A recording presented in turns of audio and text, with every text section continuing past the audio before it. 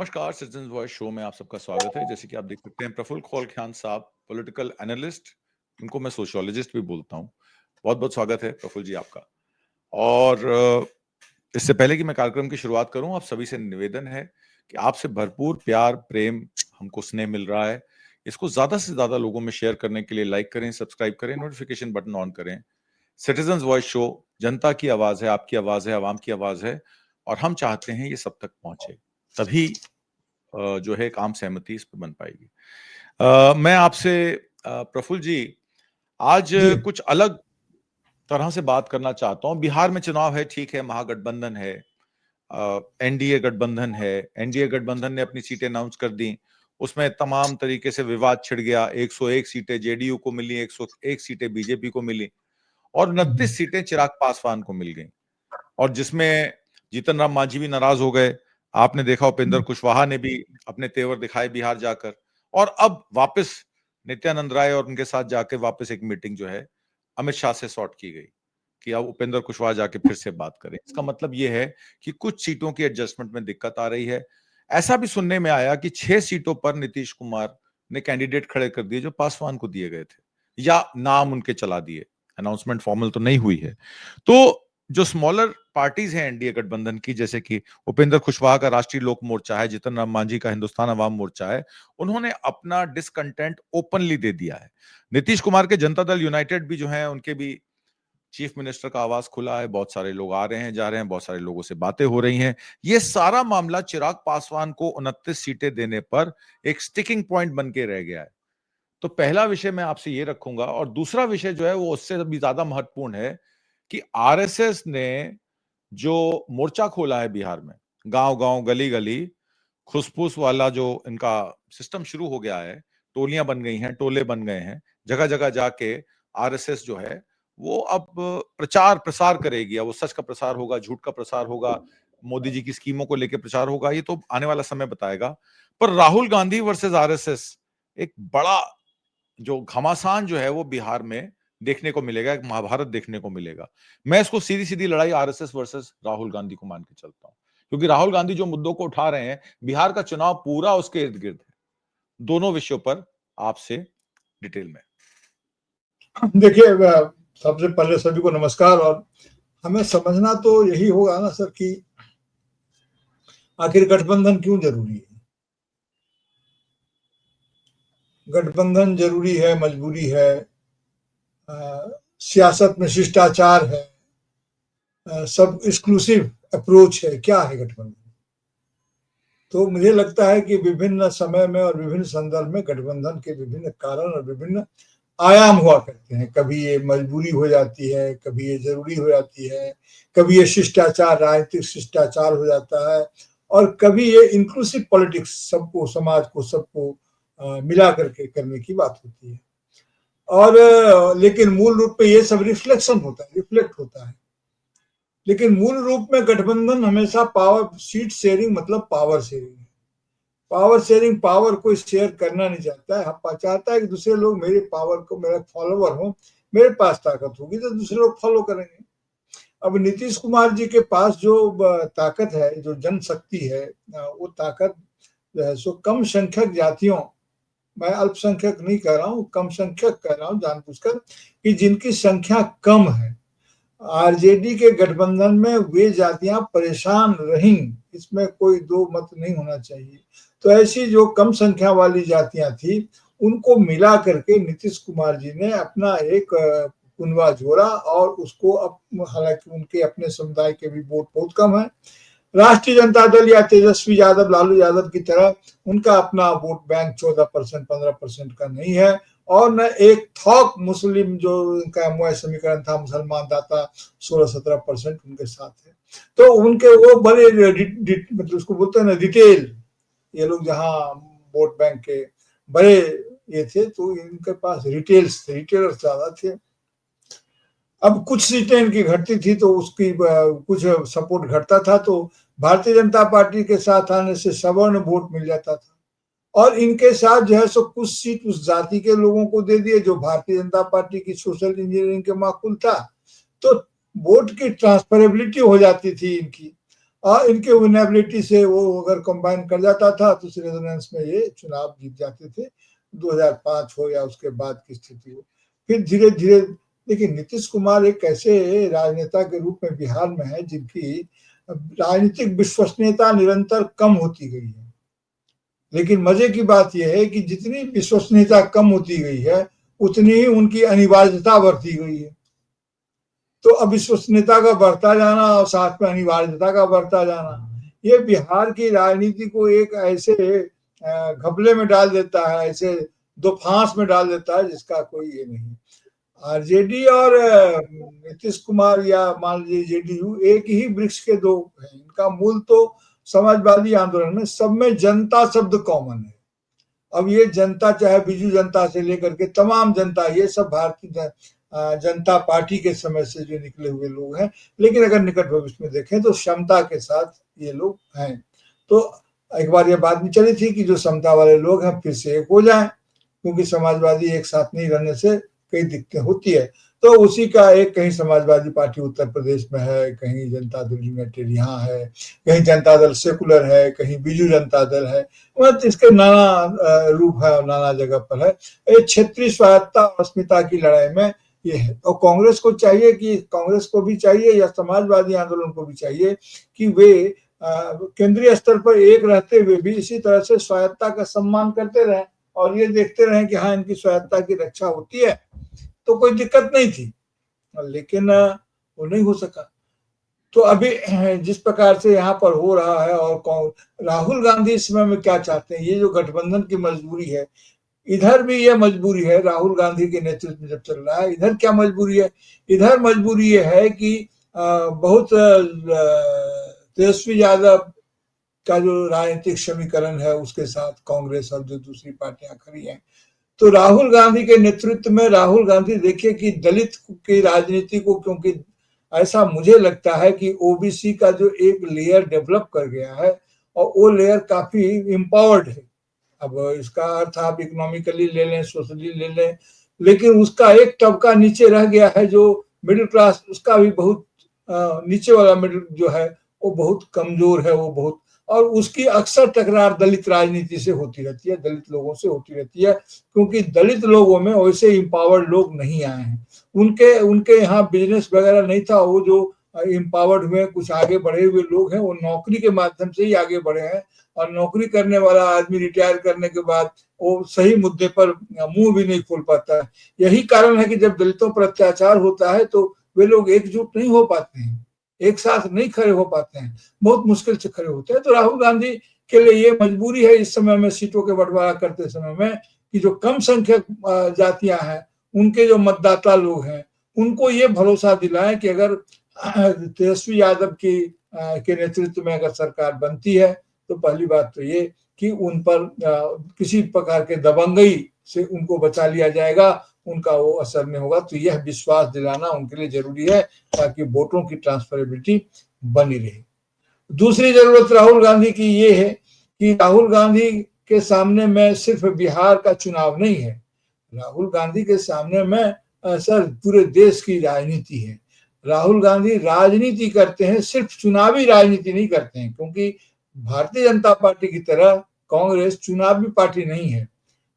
Bharatiya Janata party या जनसंघ का तो जन्म ही चुनाव लड़ने के लिए हुआ था, राजनीति करने के लिए तो हुआ नहीं था।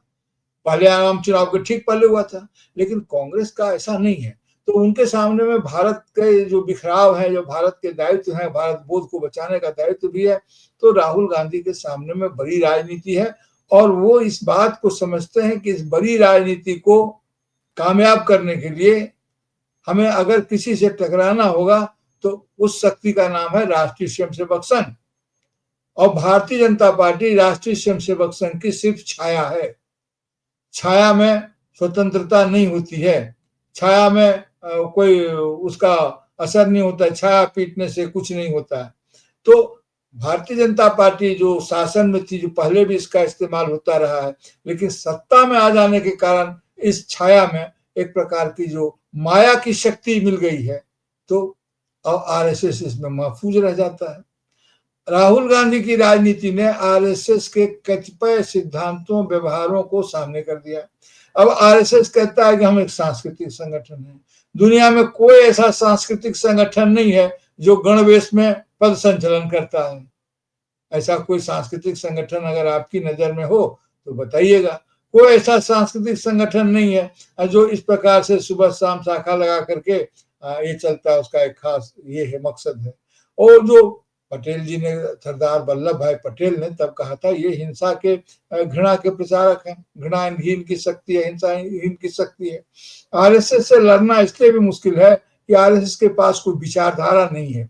सुनकर आपको लगेगा कि मैं क्या कह रहा हूं।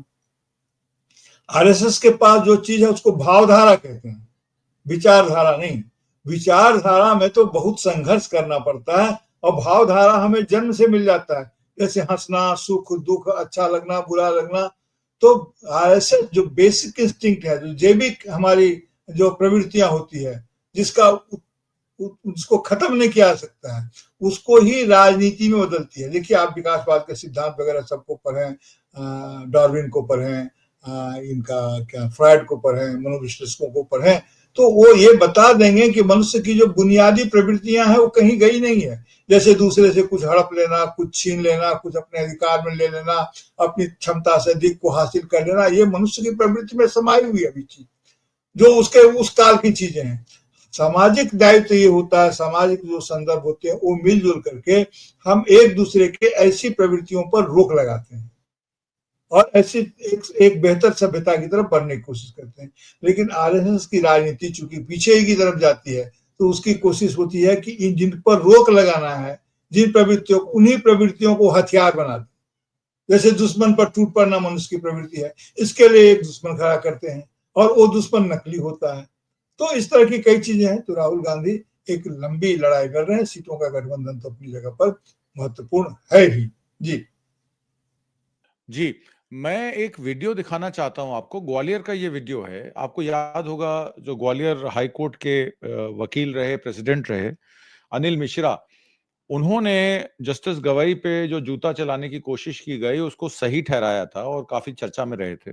वो भी एक सुंदरकांड का पाठ के लिए गए और वहां के जो सीएसपी थी हिना खान, उन्होंने उनको सनातन विरोधी भी कहा गया उसमें, और उन्होंने क्या जवाब दिया ये मैं लोगों को दिखाना चाहता हूं और बताना चाहता हूं किस तरीके से आम जिंदगी में, चाहे वो बार काउंसिल के मेंबर्स हों, प्रेसिडेंट हों, या और सोशल क्या नाम जितने भी ऑर्गेनाइजेशंस हैं, उसमें किस तरीके से आरएसएस जो है वो एक असहजता या इनटॉलरेंस क्रिएट कर रही है और लोगों के लिए। तो एक तरीके से आइसोलेशन और लोगों को आपस में लड़वाने की बात कर रही है। मैं इस वीडियो के जरिए आपको ये दिखाना चाहता हूं। ये देखिए क्या कह रहे हैं जी।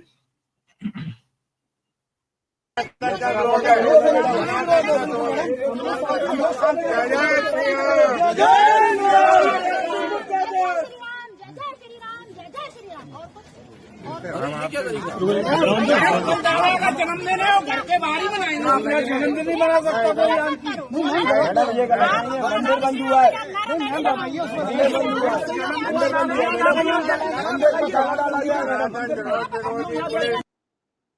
आपने देखा, उन्होंने पहले ही जय श्री राम नारा लगा दिया कि मैंने लगा दिया, अब यहां से हटिए क्योंकि आपको परमिशन नहीं है सुंदरकांड का पाठ कराने की।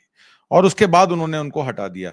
ये आपने गांव देहात में देखा शुरुआती दौर में क्या हुआ था कि किसी भी मुसलमान को उसके कपड़ों से पहचानते थे, पकड़ते थे, बोलते थे जय भारत माता की जय बोलो, राम जी की जय बोलो, जय श्री राम बोलो, और बोलने के बावजूद उसको मारते पीटते थे। इतनी घृणा, ये घृणा की जो बिसात फैला दी गई है और एक तरीके से पूरे समाज को काटने बांटने का काम जो हमने 74 साल में अचीव किया, भारत को डाइवर्सिटी, यूनिटी इन डाइवर्सिटी की बात की, उसको तोड़ने का काम जो आरएसएस कर रही है, राहुल गांधी उसी के खिलाफ बोल रहे हैं।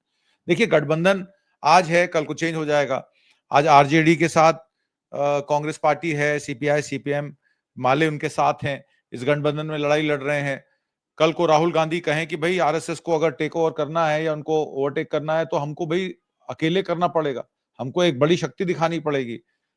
समाजवादी पार्टी की मजबूरी बन गई थी यूपी में कांग्रेस पार्टी को साथ लेके लेने की, क्योंकि देश का जो मुसलमान है 16% वोट आप जिसको बोलते हैं, वो कहीं ना कहीं राहुल गांधी से एतमाद रख रहा था कि यही आदमी है जो हमारी एग्जिस्टेंस को बचा सकता है।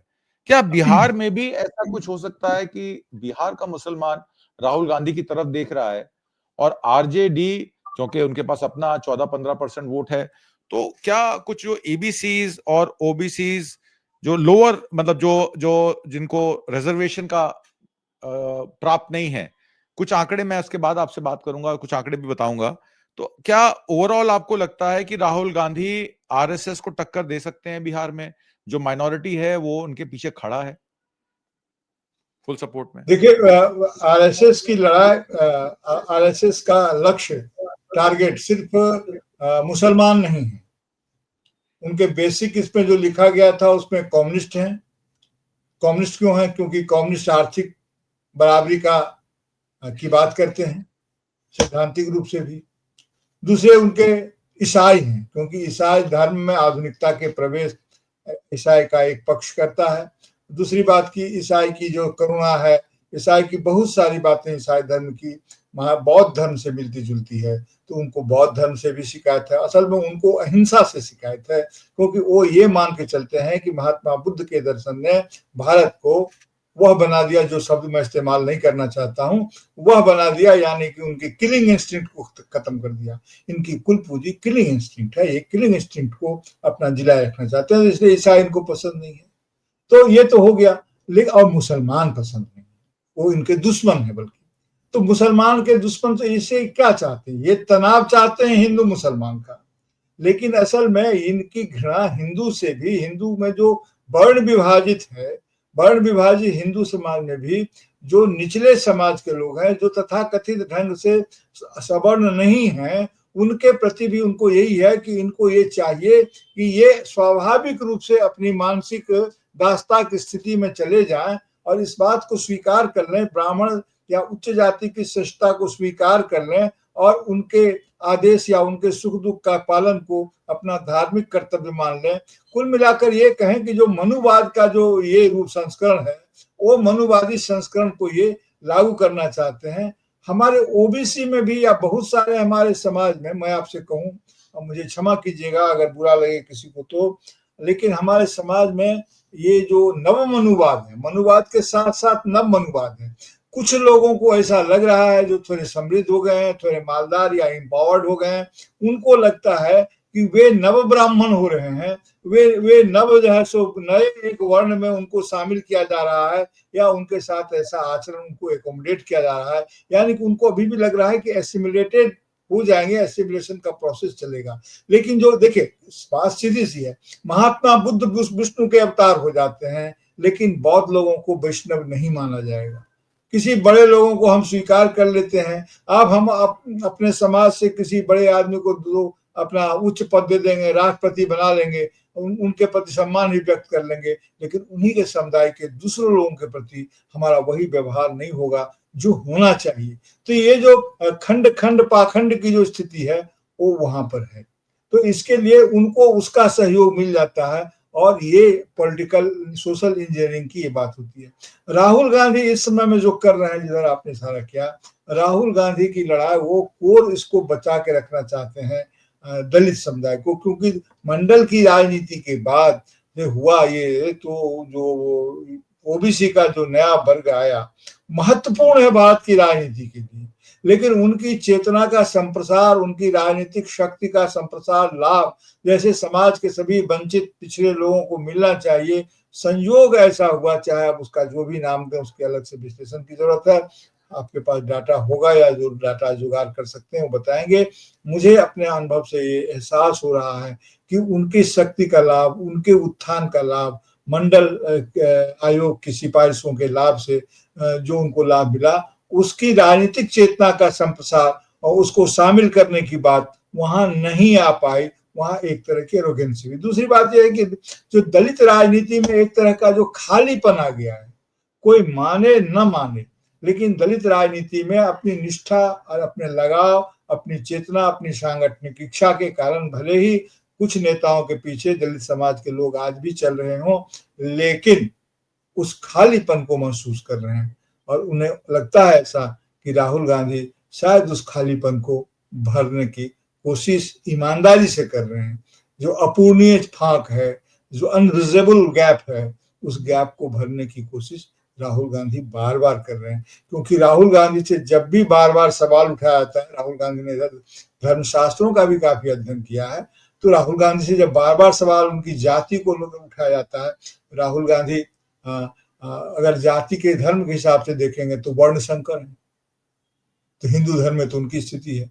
तो वर्ण संकरों के साथ उनको कहाँ रखा जाता था? बाबा साहब ने भी किताब में लिखा है कि अछूतों की कैसे बनी। तो उस परंपरा में तो अगर उस शास्त्र की चले तो राहुल गांधी तो उसी श्रेणी में चले जाएंगे जिसकी जो इसको दलित हम लोग कहते हैं आजकल। हालांकि वो एक अलग ग्रुप है, वो एक अलग कहानी है। मैं सिर्फ आभासी बात कह रहा हूँ, इस मामले में सिर्फ संकेत कर रहा हूँ। इसलिए राहुल गांधी के बारे में, राहुल गांधी का न कोई प्रदेश है, न कोई जाति है, न उस ढंग से कोई धर्म है। वो हिंदू धर्म प्रैक्टिस करते हैं, बताते हैं कि हम हिंदू हैं, लेकिन उनके खिलाफ उनके दुश्मन 50 सबूत ले आते हैं कि वो हिंदू धर्म को प्रैक्टिस नहीं करते हैं, वो टीका लगाते हैं। अब आप देखिए, मैं आपको एक बात बता रहा हूँ कि वैसे पर्सनल बात है, इस पर कोई बात नहीं करनी चाहिए, सिंबल के रूप में ही कर रहा हूँ। कुछ कुछ नेता ऐसे हैं जो उस समाज से हैं, जो वर्ण व्यवस्था के जबरदस्त बने, मनुवाद के जबरदस्त शिकार रहे हैं और जिसके खिलाफ उन्होंने लड़ाई की, लेकिन उनके टीके की लंबाई इतनी जबरदस्त है कि कोई भी देख करके डर जाएगा। इतनी लंबा टीका, और टीका तो है नहीं, डंडा। चंडीगढ़ भी पहुंचे हुए थे उनमें से एक बड़े जी नेता। जी जी। तो अब ये जो टीका है, इसी लाठी के बल पर तो इनका शोषण होता है, जिसको आप धारण कर रहे हैं। ये फैशन की चीज नहीं है, इसके पीछे एक स्टोरी, एक कहानी है, एक लंबी वो चेतना है। बजरंग दल का गठन कब हुआ था? जब राम मंदिर परवान चढ़ा 1998 के आसपास, 1988 के आसपास। 91 89 में शुरू हुआ था, 89 में। हाँ, 88 में शुरू हुआ था, 88-89 में, बाबरी मस्जिद के ठीक पहले। वो क्यों किया गया था? क्योंकि यहाँ पर उच्च वर्ण के लोग आरएसएस में कामयाब थे, हिंदू महासभा में कामयाब थे, तो ओबीसी के बड़े सेक्टर को समेटने के लिए और विनय कटियार को, दलितों को समेटने के लिए विनय कटियार को उनका नेतृत्व दे दिया गया। आज पूछिए कि विनय कटियार कहाँ है, आज पूछिए कि उमा भारती कहाँ है। तो ऐसे बहुत सारे लोग ये चले गए। और खुद मैं आपको बताऊं, ऐसा जो दस्तावेज मिलता है, इनके विहित के विश्व हिंदू परिषद के अशोक सिंघल जब वहां पे एग्रीमेंट करके आए कि मंदिर बनाने के लिए मस्जिद तोड़नी नहीं पड़ेगी, तो इन्हीं के आरएसएस के संचालक ने कहा, तुम्हें किसने कहा था कि मंदिर बनाना है? हम तो मस्जिद तोड़ने की बात कर रहे हैं। हमें सत्ता चाहिए, हमें सत्ता परिवर्तन करनी, मंदिर बनाना हमारा कारण नहीं है।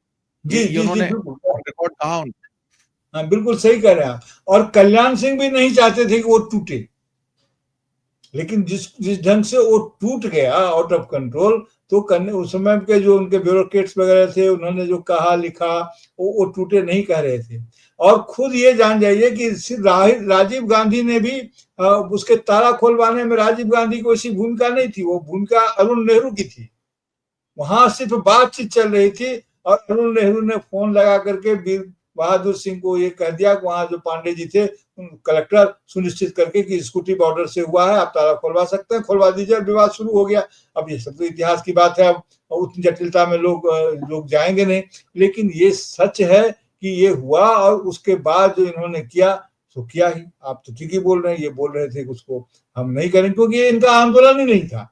तो ये उनको समेटने के लिए यहाँ पर आए, इस प्रकार से ये आंदोलन बढ़ा। आज जब राहुल गांधी हेड ऑन लड़ाई ले रहे हैं, सीधी लड़ाई ले रहे हैं, तो राहुल गांधी जीतेंगे या हारेंगे? हमारी दिक्कत क्या रही है? हमारी दिक्कत ये रही है सर कि हम वाद विवाद में तो जीत जाते हैं, किसी भी बहस में हम जीत जाएंगे, लेकिन बहस के पीछे की जो चीज होती है, जो स्वार्थ की आंधी होती है, स्वार्थ के अवगुंठनों से जो भूलुंठित लोग हैं, निराला के शब्दों में कहूं तो उनको संभालना बड़ा मुश्किल हो जाता है। और यही वो तबका है जिसके कारण यह सामाजिक वर्चस्व का जो दायरा है यह छोटा नहीं होता है, और जो भी ताकत पा लेता है वही ब्राह्मण बन जाता है, यानी कि वही उस गैर बराबरी की व्यवस्था का प्रवक्ता बन जाता है।